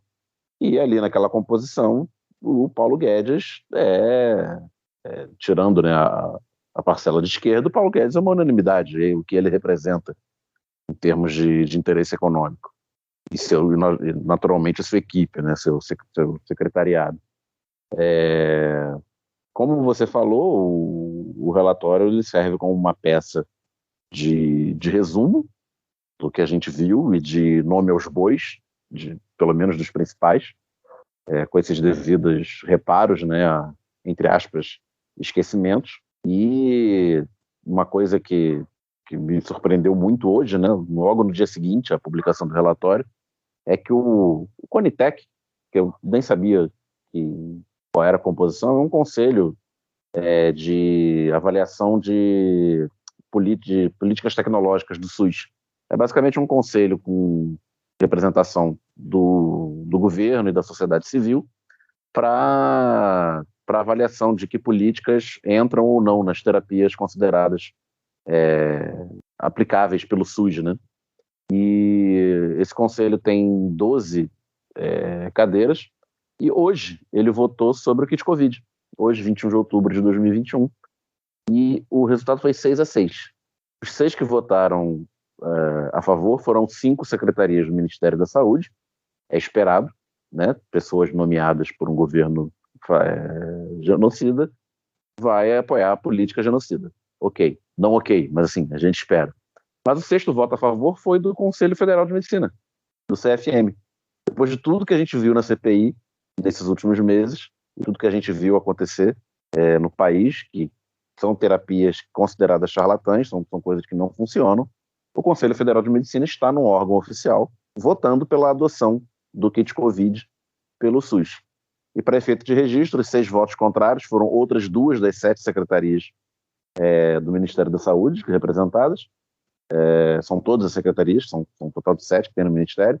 O Conselho dos Secretários Municipais de Saúde, o Conselho dos Secretários Estaduais de Saúde e o Conselho ANS, Agência Nacional de Saúde Suplementar, e o Conselho Nacional de Saúde, que é um outro órgão de representação da sociedade civil junto ao Ministério da Saúde, que envolve representações de movimentos sociais, é um espaço relativamente amplo. Então, fica o registro de que hoje, no dia seguinte à publicação do relatório, o Conselho Federal de Medicina está no órgão oficial defendendo o kit Covid, né? E se isso não está além da cara de pau política, né? Não sei nem como chamar a essa altura dos acontecimentos. Se vai dar em alguma coisa, eu não sei. Não sei, no Brasil de 2021, eu não sei dizer no que essas coisas vão dar. Talvez se pega alguém para boi de piranha, o Pazuello, que é um milico, mas é um borra-botas, né? Bunda suja, né? Do mal militar, que talvez até os próprios outros generais aceitem que ele seja o boi de piranha para preservar os demais. Um Luciano Hang da vida, que é o tal do lumpen empresariado, né? Embora o cara seja bilionário, pode ser chamado de lumpen, não sei se seria uma categoria marxista aceita, mas no sentido de que, embora ele seja rico, ele não está no centro do poder econômico brasileiro. Então, poderia ser um cara também, talvez. Mas acho que o papel vai ser mais de registro, mesmo para a gente pressionar e ficar em cima e não esquecer. Porque, como diz o jornalista Mário Magalhães, que já veio 2 ou 3 vezes nesse podcast, o esquecimento é amigo da barbárie. Então, o relatório é um documento para ajudar que a gente não esqueça. Perfeito. Lembrar aqui que o senhor Mauro Luiz Ribeiro, né, presidente do CFM, o Conselho Federal de Mengueles, como diz o Fagner Torres, é um desses 66 nomes, e outro dos 66 nomes aí, nessa quinta-feira agora, né, mas um pouco antes da gente começar a gravar, o ministro Alexandre de Moraes. Ministro Alexandre de Moraes, ministro Alexandre de Moraes. Ele acabou de emitir um mandado de prisão para o tal do Alan dos Santos, lá para o Terça Livre, que está lá nos Estados Unidos, inclusive com direito a pedido de extradição. Então, quem sabe aí o primeiro deles já vai em cana. Dani, quer comentar alguma coisa? Vai virar o sexta presa.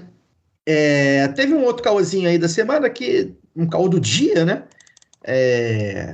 Alguns dos principais assessores e secretários do Guedes pediram demissão do governo, já que o Guedes vai furar o teto, né?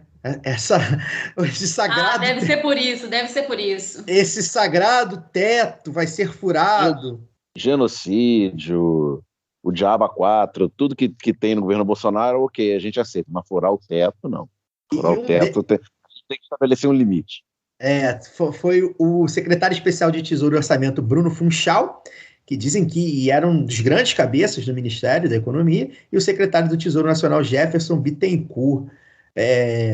Quer comentar alguma coisa sobre isso? É possível que o programa vá ao ar, né? Muita gente comenta se o Guedes vai ficar, não vai ficar. sexta-feira é o dia oficial de demissão de ministro do governo Bolsonaro. O Moro caiu numa sexta-feira, o Mandetta caiu numa sexta-feira. Então eles gostam de furar o lado B. Isso tudo é só para furar o lado B, tá, gente? Eles querem desacreditar. Enfim, o debate aí do tal do Auxílio Brasil, né? Para substituir o Bolsa Família, e aí ia furar o teto. E o Ministério da Economia não queria, mas o Guedes foi convencido, né? Aparentemente é essa a narrativa que se criou, e aí já teve baixa na equipe. Teve baixa também. Vai, fala. Acompanha esse podcast, sabe que eu falo desde 2016 que esse negócio de PEC do teto é uma tremenda maluquice, né? Isso não inviabiliza o governo Bolsonaro, isso inviabiliza qualquer governo. Isso não faz nenhum sentido. Mas foi vendida essa pataquada, que isso ia dar confiança. A gente está vendo aí que os empresários realmente estão muito confiantes, desde 2017 estão investindo muito no crescimento A fadinha da confiança. A fadinha da confiança jamais apareceu, nem como fantasia de carnaval. Esses dois secretários são ambos da área orçamentária do Ministério, né? Tesouro e Orçamento e Tesouro Nacional. Não apenas eles se demitiram, mas os adjuntos, que seriam os substitutos imediatos para uma interinidade, também se demitiram. E, enquanto isso, no Ministério vizinho, o Ministério das Minas e Energia, caiu também o secretário de Petróleo e Gás, no momento em que o preço dos combustíveis está disparando e tem uma pressão do governo de áreas do governo, né? Pelo controle, de alguma espécie de controle do preço dos combustíveis. E considerando o governo Bolsonaro, é sempre capaz dos caras meterem os pés pelas mãos e tentarem fazer algum tipo de controle, e ao invés de fazer do modo correto, piorar, né? Nunca se deve duvidar. É só para ponderar aqui que o Bolsonaro também hoje falou que os caminhoneiros tinham que receber alguma ajuda, né? Algum subsídio aí do governo para compensar a alta do diesel. O cenário de ameaça de greve de caminhoneiro, do preço do combustível disparando, não é coincidência. E só para fechar, o perfil dos caras que se demitiram lá do Ministério da Economia também, se quem quiser recuperar os lados Bs ali do final de 18 e início de 19, época da transição do governo, eu comento que a equipe que o Paulo Guedes montou é de currículos, entre aspas, respeitáveis, né? Formados nas melhores universidades, nos melhores institutos, o tal do Bruno Funchal, formado na FGV e tal, essa turma que sempre defende. Gente com passagem pela área pública também, né? Que é importante, né? A gente até que passou pelo governo Dilma, em escalões inferiores. Mas, em geral, o pessoal da igrejinha liberal, né, do credo liberal. Que é isso, eu posso servir a um governo que faz tudo que fez aí, mas furar o teto de gasto não pode. E devem estar tentando preservar os seus currículos para serem aproveitados ou futuramente no mercado privado, ou em governos estaduais ou governos até federais, e partilhem do credo da igrejinha. Eu gostei da matéria do G1, foi uma matéria meio copiar-colar, né? Já tinha acabado de acontecer ali o anúncio da demissão, eles devem ter puxado ali da ficha do jornal de quem era Bruno Funchal. Fala, formado na FGV, né? Foi muito elogiado na sua gestão como secretário estadual de Finanças do Espírito Santo, de 2017 a 2018, ganhou nota máxima, não dizem quem dava essa nota, quais eram os critérios, mas ele ganhou nota máxima porque ele conteve gastos cortando comissionados, vá lá, ok, pode ser, depende de quais comissionados, mas porque também ele cancelou concursos e não deu aumento ao funcionalismo. Então você vê que ele era um aluno nota 10, porque ele cancelou concurso e não deu aumento ao funcionalismo. Então, essas são as grandes cabeças do governo Bolsonaro. Você imagina quais são as ruins. Instituto Mises deve ter dado... falta só alguém perguntar se dá bilhão, né? O Instituto MR deve ter dado. Pra gente... Mas tem um negócio também, Caio, só para comentar isso aí que o Daniel falou, que é um negócio que até... acho que foi o Fagner que disse uma vez, né? Vai dividir entre a ala econômica, a ala liberal e a ala ideológica, né? Então tá. Então a ala ideológica quer te matar de Covid, a ala econômica quer te matar de fome. Porque não tem nada mais ideológico do que esse teto de gastos. E agora vem o Eduardo... A ala técnica e a ala ideológica. Isso, a ala técnica. Exatamente. Que técnica tem nesse negócio de teto de gastos, essa maluquice, que pode ser furado o tempo todo se é para fazer concessão para o grande empresariado, para os banqueiros, mas se é para garantir direitos, se é para garantir que o povo não passe fome, não fique na fila do osso numa pandemia. Não pode, a gente não pode estourar aqui, ou então agora vamos fazer. Lembrando que vamos fazer porque nós estamos também às portas de 2022, né, gente? Vem eleição aí, e eles precisam inflar esses dados de alguma forma, precisam para ter uma margem ali e pensar como é que vão manter o bolsonarismo. Não digo nem o Bolsonaro, porque eu não sei o que eles vão fazer com ele, porque também a gente não sabe, né, os desdobramentos do relatório da CPI da Covid e tudo mais, mas temos todos esses elementos aí, e acho engraçado, porque a gente teve também, acabamos não comentando, né, os debates aí das prévias tucanas, e os candidatos continuam colocando. Eduardo Leite falou em teto de gastos, da importância disso, resgatou o trem de pedalada fiscal para poder manter. Não só os candidatos, Lara, desculpa te interromper, mas só para complementar, não só os candidatos, a mídia hegemônica. Sim, trata como se fosse uma grande verdade. Continua com esse dogma desse maldito teto dos gastos. Ela não abriu mão no momento nenhum. Né? Quer dizer, em algum momento, alguns até abriram mão por causa da pandemia, mas voltam agora, já com a pandemia arrefecendo, criticando o fato, né, de extrapolarem o teto que eles mesmos defenderam e continuam defendendo. É bizarro. Inclusive, para tentar igualar o auxílio agora, né, que não é um auxílio emergencial, vai ser o Auxílio Brasil, né, que eles estão chamando, ao Bolsa Família, que é completamente diferente, né? É uma ideia justamente para poder mesmo inflar esses dados, vai diminuir bastante o número de beneficiados, né, de 40 milhões para 17 milhões, se não me engano. Então, o que nós vamos fazer com essas outras pessoas, né? Dessa subtração aí, dessa conta? Vamos deixar essas pessoas simplesmente passarem fome? Porque esse teto, né, não cabe todo mundo, é um teto que nunca cabe todo mundo, é um teto, e principalmente é um teto de vidro, né? Cheio de falhas aí que a gente pode realmente jogar as pedras, não se sustenta de forma alguma. É isso. Tucano, não sei se vocês sabem, mas além dos 3 pré-candidatos tucanos, tem outros 7 candidatos à presidência do Brasil. Tem. Além do Godines, tem outros personagens do Chaves também. Além de Ringo Starr, tem os outros Beatles. Mas, com todo respeito ao Ringo. Só para assim, o teto, e aí é coisa que eu me debato há 4 anos aqui, o orçamento público, ele é peça de disputa política o tempo inteiro, né? Todo mundo, as forças políticas querendo puxar o orçamento para sua sardinha, para sua base. Se você congela o valor real do orçamento público, que é o que de fato o teto de gastos faz, ele pegou ali o orçamento de 2016 e falou, olha, isso aqui vai ser corrigido pela inflação e nunca mais vai poder gastar mais do que isso, exceto pela correção, você intensifica essas disputas políticas. E, naturalmente, quem tem mais força política vai levar mais orçamento.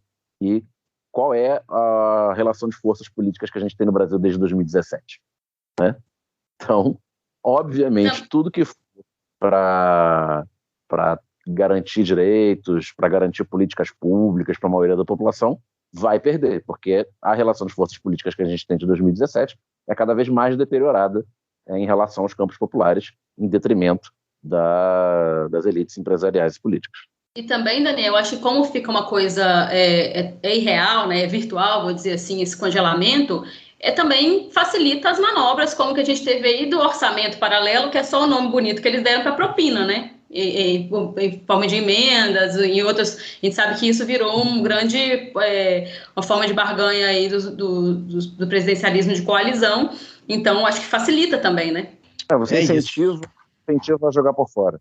Bem, então é isso, acho que a gente conseguiu abordar aí o caô da semana, tem esse caô aí dos tucanos, a gente até poderia ter falado um pouquinho mais, mas a gente deixa para a próxima, infelizmente a gente vai ouvir falar muito dos tucanos ainda, porque a mídia empresarial coloca eles goela abaixo da gente. A gente volta nesse assunto mais uma vez. Luara, obrigado pela sua presença já tradicional do lado B. A elogiada panelista Luara Ramos, dá seu destaque final aí. Ai, obrigada, Caio, aí mais uma vez, você, Daniel, ótimos parceiros. E tô feliz, estou aí mais uma semana e vamos embora, vamos para a próxima. Tamo junto. É isso aí. Dani, valeu. Valeu, Caio, valeu, Luara, até a próxima. É isso, semana que vem o Lado B do Rio está de volta. Fiquem ligados aí que também vai vir para o pessoal que apoia a gente pela Aurelo o documento Lado B número 9, também está bem legal. a recompensa aí para os apoiadores da Aurelo. E a gente iniciou hoje com a Andréia uma trilogia com jornalistas que vai ser realmente muito bom, um prazer bater esses papos nas próximas 2 semanas. Semana que vem com uma jornalista incrível, uma das melhores do Brasil, sem dúvida, como a Andréia também é, né? E fiquem ligados aí até semana que vem. Valeu!